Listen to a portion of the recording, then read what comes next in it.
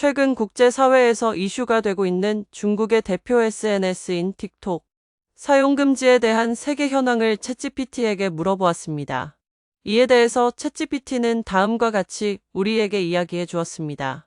현재 틱톡은 다음과 같은 다양한 이유로 인해 여러 국가에서 금지 및 제한에 직면해 있습니다.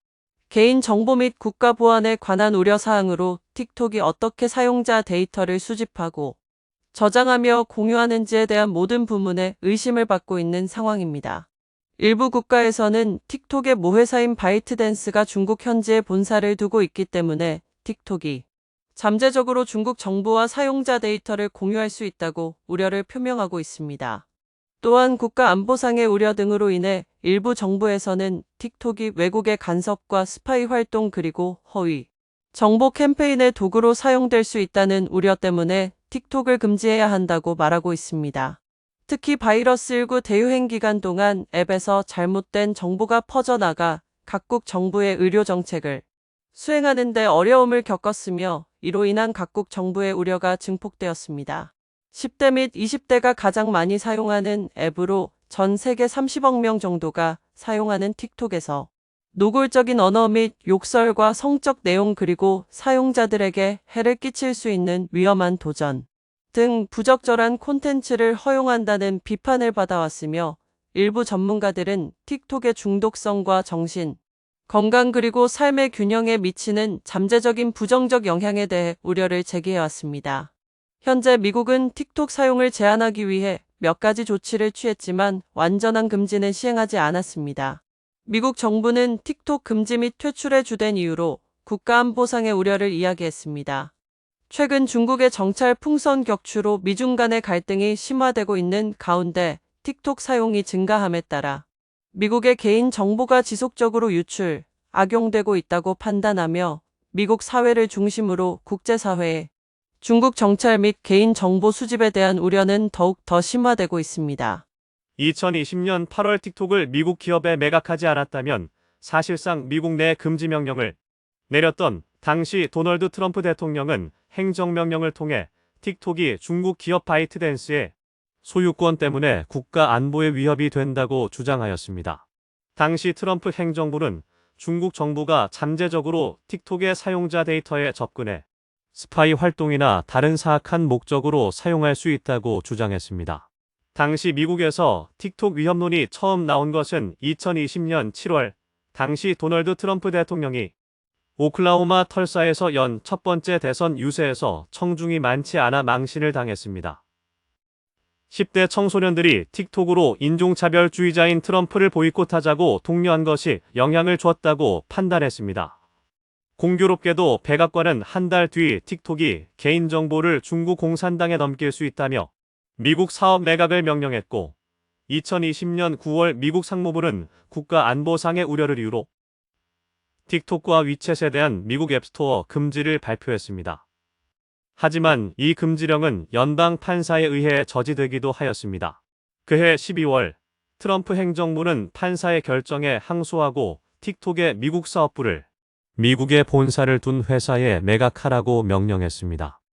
틱톡은 오라클 및 월마트와 계약을 맺고 틱톡 글로벌이라는 새로운 미국 기업을 설립했으며 회사는 미국 기업이 다수 지분을 소유하게 될 것이라고 이야기했지만 결국 이 모든 거래는 성사되지 않았습니다. 그리고 2021년 6월 바이든 행정부는 틱톡과 위챗에 대한 트럼프 시대의 행정명령을 철회했지만 중국의 SNS 앱과 관련된 국가 안보상 및 청소년의 중독 등의 우려는 계속 검토되고 있었습니다. 현재 틱톡은 미국에서 계속 사용할 수 있지만 데이터 수집 및 공유 관행 등의 제한이 있는 상태였습니다.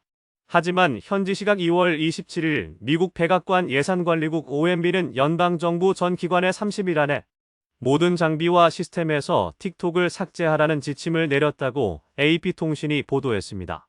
백악관은 국무부, 국방부, 국토안보부 등 틱톡 금지를 시행하고 있는 기관들처럼 다른 연방기관들도 틱톡 사용을 중지하며 앱에 대한 삭제를 명령하였습니다. 이는 미국의 디지털 인프라와 미국인의 개인 정보를 보호하기 위한 노력의 일부라고 밝혔습니다.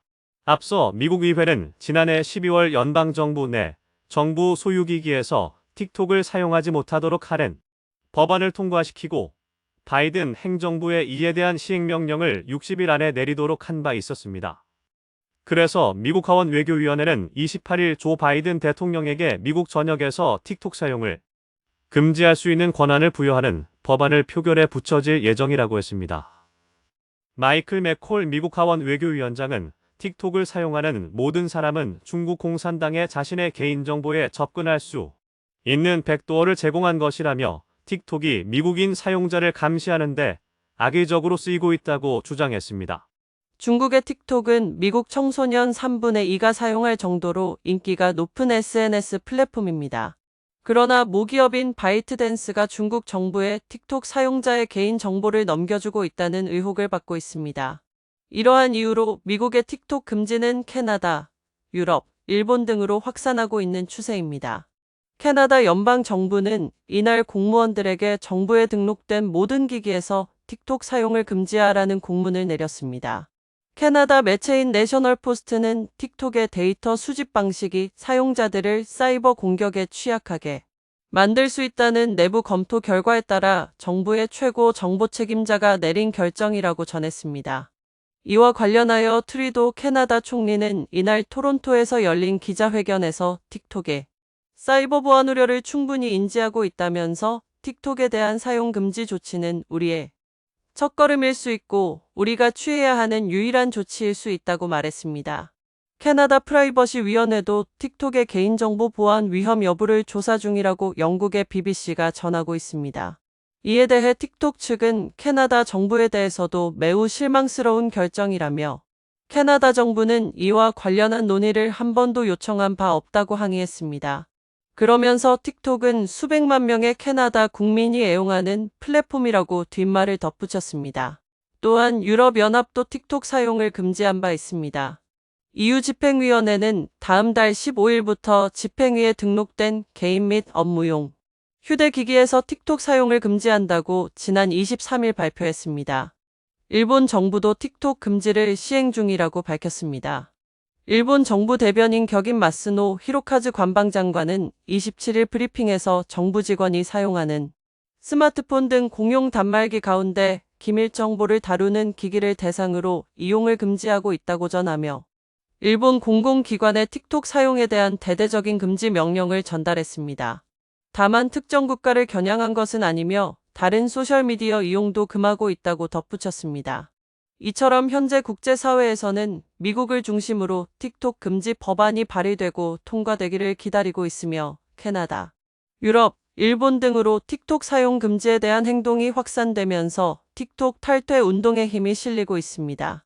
중국 당국도 틱톡 사용자의 개인 정보 보호와 국가 안보의 위험으로부터 안전하다는 입장을 주장하고 있지만 여전히 국제사회를 중심으로 중국에 대한 정찰 및 정보 유출 등의 문제점은 계속 지적되며 국제사회는 우려를 표명하고 있습니다. 이렇게 챗GPT와 함께 미국을 중심으로 국제사회에서의 틱톡 사용을 금지하는 틱톡 퇴출에 대한 소식을 알아보았습니다. 여러분에게 빠른 소식과 정보를 제공하도록 최선의 노력을 다하겠습니다. 더 좋은 정보와 소식을 원하신다면 구독과 좋아요 부탁드리겠습니다. 오늘도 이슈고를 시청해주셔서 감사합니다.